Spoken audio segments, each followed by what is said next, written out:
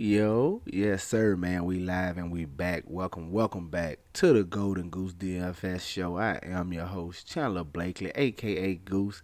Here today, bringing you another edition of my starting five for DraftKings and FanDuel. Alright, but before we get into it, y'all already know we got the lineup review going over the previous slate starting five that I posted on Twitter, just saying how we did and our thought process and our strategy for attacking yesterday's straight. I mean, yesterday's slate, man. We gonna get right into it. So while we doing that, y'all please hit the subscribe button. Definitely hit that like button and turn your notification bell on, man. If you're a new subscriber, so you can be here rocking with us every day when the video drops. All right. Now, yesterday was an okay day. It was a winning night for us, man. We pretty much cashed in most all of our contests. Besides for a few we couldn't make no adjustments to. Now, if you caught the updated starting five yesterday, you know I went with Reggie Jackson, Derrick Rose, Josh Giddey, Keldon Johnson, and Miles Turner. All right. So that's what I posted, guys. But about 5 minutes before lock, then we got the news that Bobby Portis was starting. So that left me scrambling. I didn't get a chance to update the starting five on Twitter. I was trying to get all my lineups changed on DraftKings because I knew Bobby Portis was gonna probably be a must-have if he was in the starting lineup. Got most of my lineups changed on DraftKings. So the best lineup you're gonna see is gonna be a little different, just because when we got that news, I knew I had to switch to Bobby Portis. Didn't really have time to tweet the adjustment out to y'all. It was like I said, it was close to lock. I was trying to change all my lineups. I didn't get a chance to change it on FanDuel, so FanDuel was a bad night for me, but. DraftKings overall was a winning night. So once that news hit, I took out Keldon Johnson and went Bobby Portis, and then I just went up to Paul George and just got me just went on paid up for me a stud. So that's the adjustment I made to the starting five once that news broke, guys. So sorry I didn't get a chance to update that for y'all, man. It was too close to lock. But if you played the original starting five, outside of Josh Giddey, it still should have been solid enough for you to cash. But here's my best lineup with the adjusted starting five right here. This is actually the $15 50K to first, the 250K fadeaway. I put up 307 right here. Best lineup came in like 1,022nd place. So 130 bucks over here, but yeah, so this is my best lineup right here with the adjusted starting five. All right. So it started at top. Reggie Jackson, 14% in this matchup against the Charlotte Hornets. I told y'all yesterday I just like this game environment. I wanted to get pieces of this game. Um, he got out to a slow start, but ended up doing okay for us. Just 32 DK points, solid effort. He 5x over there, but y'all know we like 6x over here. Got him at 14% on. That was okay in this contest. You really needed Ricky Rubio yesterday. Ricky Rubio was the slate breaker, man. If you had Ricky Rubio in your lineup yesterday, kudos to you.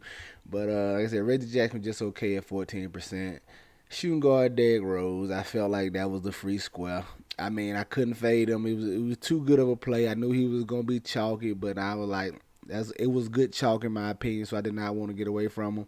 Got him at 63% on this contest. He gave us 28 DK points. Very solid effort for Derrick Rose. Um, Pushing over 6x right there, right at 7x, knocking on the door.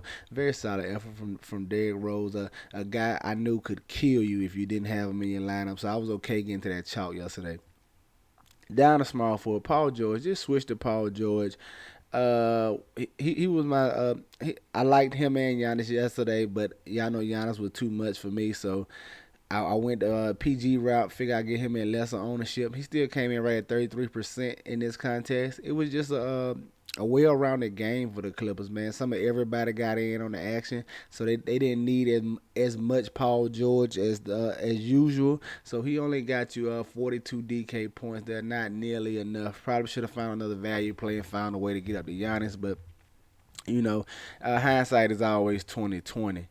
Coming in that power forward, Bobby Portis. Like I said, once he definitely was a free square. Once we got that starting lineup and seeing he was in it, I knew you could anticipate him getting at least pushing 30 minutes. Bobby Portis is a fantasy point per minute beast, man. If he's gonna be locked in for 30 minutes at this price, you just had to have him. Most of everybody made the switch, got him right at what 46% on. He almost 10x for you. 45 DK points, man. Big double for Bobby Portis. Definitely had to have him once that news broken out, and I wanted to switch and get in on it. All right.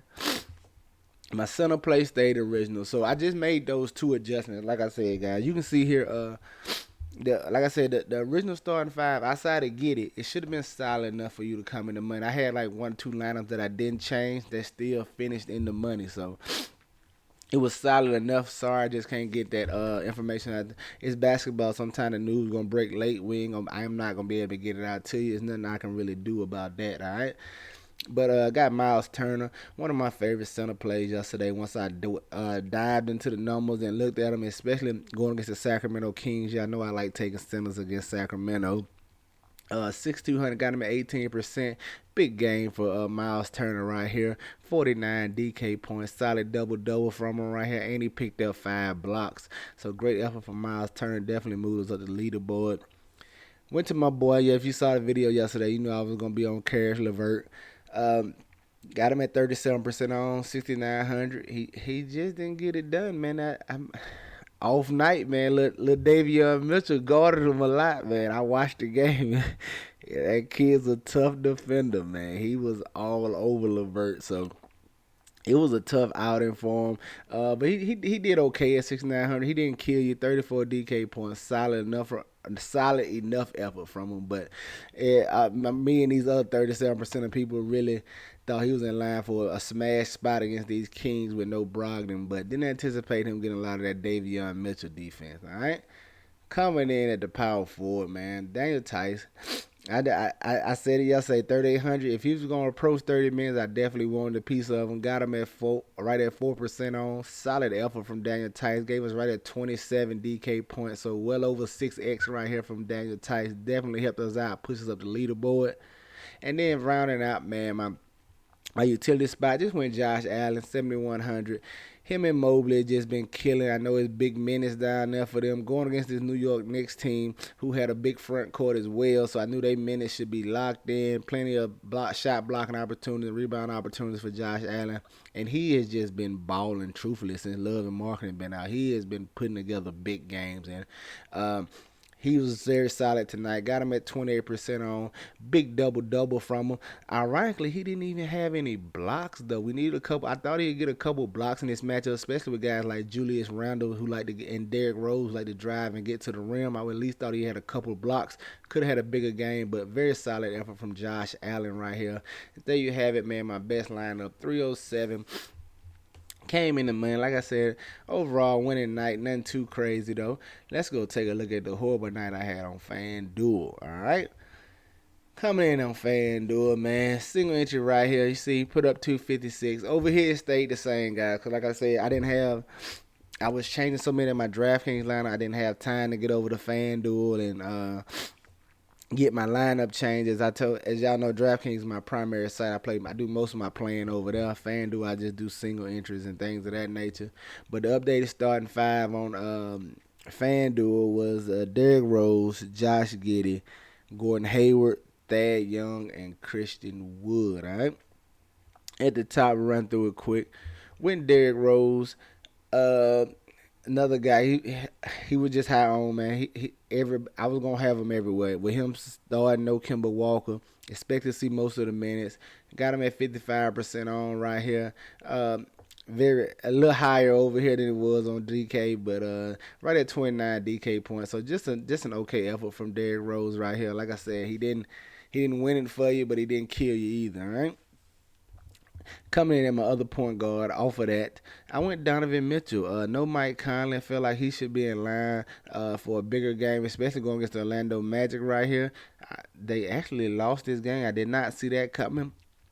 Probably had something to do with Donovan Mitchell not having the biggest performance as we thought. If he had, they usually go hand in hand, especially with Conley being out and him being the primary ball handler a lot of the time. So Donovan Mitchell struggling right here at 34%, only gave us 37 DK points. They definitely needed more from at 8K over here on FanDuel.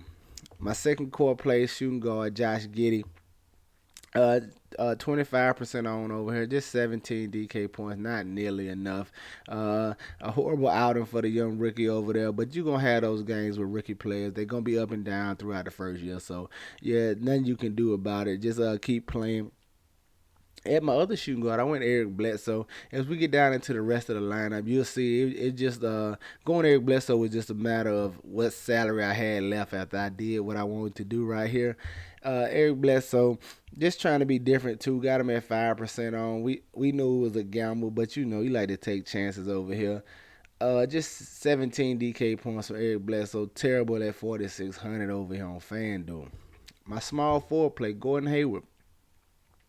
Yeah, this game was actually close until about 8 minutes to go in the fourth quarter. Then the Clippers just pulled off. But Gordon Hayward got him at 12% on, just 23 DK points. Not enough for Gordon Hayward over there. We needed more from them, but that Charlotte Hornets team is a lot of mouths to feed over there between LaMelo, Bridges, Rozier. So it's a lot of guys that's stepping into their own. So on any given night, like I said with them Hornets, it could be any one of those guys. We just try to get lucky. Liked the price on them at Gordon Hayward over here. Liked the matchup. Just didn't come through for us. At my other small forward went Paul George. Just locked him in. Just getting away from some of that Giannis ownership. Got him at 19% over here on FanDuel. But like I said, it was a well-rounded team effort from the Clippers, so they didn't need that much from PG-13, man. This 38 FanDuel points. Thad Young just was a play I was locked in on. Thought he should see 25. 20 in that 25 to 30 minute range. Hopefully he could push close to 30, but you never know with Pop. But solid effort from him. I wanted to go Thad Young on FanDuel because he was way cheaper than he was on DraftKings. So got him at 38% on. He gave us 28 FanDuel points. All right. At my other power forward, went to my boy Wendell Carter Jr. If you saw the video earlier yesterday, you know I was on him. I didn't waver, even though Dad Young made the starting five. I still wanted to play Wendell Carter. He had a big game for us at 6% on, man. 51 FanDuel points. By far our best play on FanDuel yesterday, especially at that ownership right there. It didn't come in that center, man. Christian Wood just didn't do too much of anything, man. Had him in line. Thought he would be in line for a big one over here going against this Golden State Warriors front court, but they just got dominated and got the doors blew off of them. 15 points from Christian Wood, by far his worst fantasy outing in a while. So, like I said, it was rough for us on FanDuel, but luckily we cashed across the board on DraftKings. Let's get into this Monday slate, man. See what I got going for y'all. Let's try to get a streak going here. Keep this winning up, all right? At the top, man, we got a 8 game of the day on Monday. The guard position is tough today, man. From what I'm seeing early on in the slate, if you're not paying up, outside of those pay up options, like I'm uncomfortable with some of the prices on the pay up options. So the point guard and shooting guard is going to be rough over here on DraftKings, especially with this pricing. You really gonna have to dig in and if the whoever finds the point and shooting guard, point and shooting guard is gonna be the winning position tomorrow because there's plays in the front court. That back court is gonna win you some money tomorrow. You gotta get those plays right. So at my point guard, I want to look at Kyle Lars, 7,900. He's really finally starting to come into his own right here in this Miami Heat offense. We seen him put together 2 out of the last 3 games, he put together very solid fantasy performances. The one game he did in the 28 minute here against Boston, it kind of was a blowout. They kind of had that game in hand, but outside of that game, you see he come with 44 and 57 DK points I like getting to him right here at 7,900. It should be a little slower paced game against the Denver Nuggets, but I'm okay with Kyle Lowry offers a lot in the way of peripherals, assists. He rebounds well for a smaller guard, so he adds that aspect to it. And if the 3 point fall and the shot is falling, you know he can really fill it up. But I like getting the Kyle Lowry at 7,900 going against the Nuggets. Come in as shooting guard, I think we can go right back to Shake Milton. The price is coming up on him, 5,200, but like I said, if he's going to be in the starting lineups, averaging 35 minutes the past 2 games, if that's what he's going to be doing, I still think there's a lot of value left on this price tag right here. 5,200 is not quite high enough for the role he's gonna see. You're gonna see double-digit shot attempts. He's gonna handle the ball, even though Tyrese Maxey is the point guard for the starting unit. He's still gonna have some ball handling duties. He's a shot creator. They kind of let him create his own shot. So I like getting Shake Milton at the 5,200. Price hasn't came up enough for me yet. All right, coming in at small forward, I want to go Will Barton. Staying in that Miami-Denver game, I want to look at Will Barton for one. He's been playing well over the past 2 games. You add into the fact that Michael Porter Jr. is out, so it should be some more shots and minutes to go around, man. You can see him play big minutes again. He's played 37 and 40 minutes the last 2 games. I don't see why he's not right up there. He should be right around 38 minutes in this matchup as well, barring any blowouts or anything. And what I like here, he's averaging 20 field goal attempts over the last 2 games, 8 3-point shots. I'm definitely locked in on Will Barton with no Michael Porter Jr. They still without Jamal Murray. Will Barton functions as like a point guard for this Nugget team. He has a lot of ball handling responsibilities. I know it's a tougher defensive matchup. He could see some Jimmy Butler defense, but I'm okay going against the grain right here and taking Will Barton for 5,500. I like this price tag on him. Coming in at power forward, I want to look at Kristaps Porzingis. He made his way back from a back injury last game and saw 28 minutes the first game out. So if that's what it's going to be, he should be in line to see it approach 30 minutes once again. Here in this matchup against the Dallas Mavericks, man, 6,700 is going to be too cheap for Kristaps Porzingis. All right, it's always nerve-wracking me playing a chalky Porzingis because I guarantee he's gonna garner some ownership. Whenever he's chalky, he always fails. But when nobody goes to him, that's when he has his big game. So we just have to see how the ownership check out. But I'm definitely gonna be playing some Porzingis. Whether he makes a starting 5 or not, I'm definitely gonna be playing him at this 6,700. Man, that's a nice price tag on him. And then going to the center, the chalk of the day. They're going to be the highest owned player today. We know it's no DeAndre Ayton. Kaminsky seems to be the guy over here that they're more comfortable with. He's a better, well-rounded offensive center. So you saw him play last time without DeAndre Ayton. He got 29 minutes, so I'm expecting him to continue that role. And he's going against the Sacramento Kings. We like playing centers against Sacramento. So Frank Kaminsky at 4,300. Going to be super chalk, but I definitely think he's in line. You got to get you some shares of Frank Kaminsky. So there you have it, my starting 5 on DraftKings. Kyle Lowry, Shake Milton, Will Barton, Kristaps Porzingis, and Frank Kaminsky. Let's go take a look at FanDuel, see what I'm feeling over there, all right? All right, coming in at FanDuel. At the point guard at the top, I want to look at Kimber Walker, man. 4,800. I think I'm gonna have to take a chance on him, man. He's been very up and down. We just seen him sit out coming off a rest, and who knows? Maybe they rest Derrick Rose tonight on the second night of a back-to-back, and you can see more minutes solidified for Kimber Walker. But he should be in that 25 to 30 minute range, depending on how he playing and how the game going. I can take a shot on that with Kimber Walker right here going against Philly, especially at this 4,800 price tag, man.